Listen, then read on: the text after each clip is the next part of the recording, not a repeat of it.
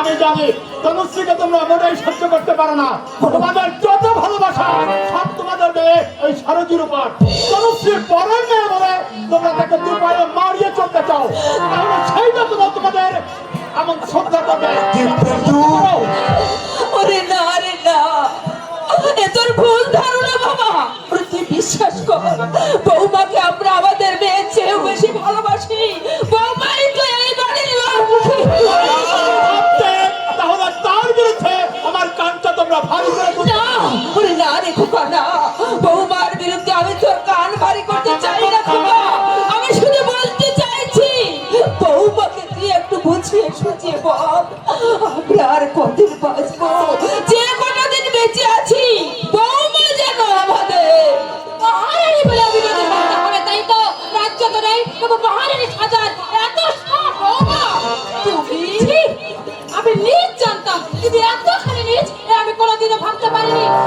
তুমি জানো তো, আমার সাদের টিয়া পাখিটা খাঁচা খুলে উড়ে দিয়েছে। তাই আমি দুটো কথা বলেছি, তাই নিয়ে আমার বিরুদ্ধে তোমার কাছে নালিশ করতে এসেছে। বলি কি করলো আপনার ছেলে? আমার বাবাটা কি হাতে কেটে নিল? বৌমা, তুমি দিব্যেন্দুর যদি সত্যি শাসন করতেও, তাহলে এতখানি স্মার্টটা হতো আর হতো না। অন্তত তোমার শাশুড়িকে আমাকে তুমি মানুষ বলে ভাবতে। দেখেছো দেখেছো, তুমি আমাকে বেশি ভালোবাসো, তাই এদের বৌমা।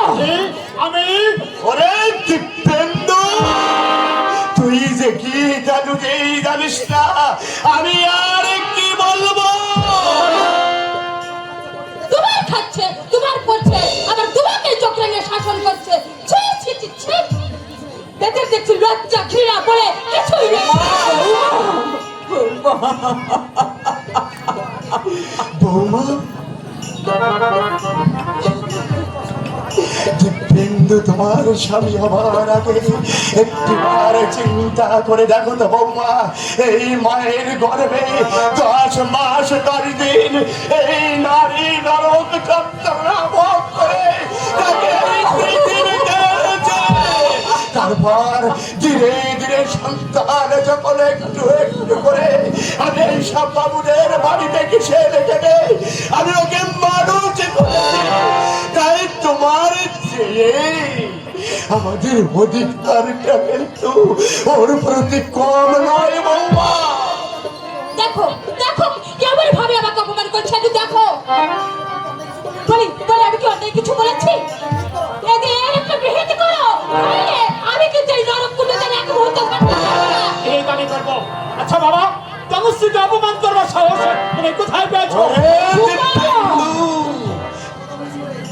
বৌমাকে দুটো কটু কথা বলেছি বলে তার তোর গায়ে লেগেছে, কিন্তু একটিবার চিন্তা করে দেখ, আমার বৌমাকে এতক্ষণ তোর সামনে দাঁড়িয়ে আমাদেরকে জানা দেয় বলে অপমান করলো, এতে কি তোর বিবেকে বলা সত্যি?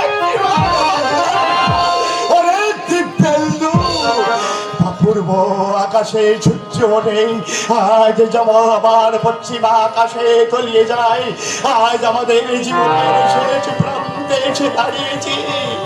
ওরে দিব্যেন্দু, মমতা সন্তানের কাছে এইটুকু চাওয়া কি অপরাধ?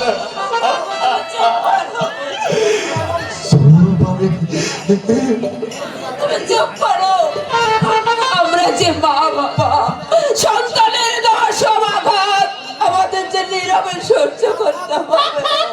এই পুরো সকলকে আমাদের পিছনে লাগিয়ে দিয়ে আর সাবধান মাছ থাকতে হবে না। তোমাদের আমি সাবধান করে দিয়ে যাচ্ছি, এরপরে যদি তোমরা তনুশ্রীকে অপমান করবার সাহস পাও, তাহলে দুবেলা দুপুরে যে খাচ্ছ সেটাও তোমাদের বন্ধ হয়ে যাবে। একটা কথা মনে রেখো, তনুশ্রীকে আমি অগ্নিনারায়ণ সাক্ষী করে বিয়ে করেছি, তাই তার প্রতি কর্তব্য আমি কিন্তু করেই যাব। কোনো চেষ্টা করলেও তোমরা কিন্তু তার প্রতি কর্তব্য করা থেকে আমাকে বিরত করতে পারবে না, কিছুতেই না। কি শুনলেন তো কথাগুলো? এ কিন্তু আপনাদের সন্তানের কথা নয়, এ আমার স্বামী রাজা। মমতা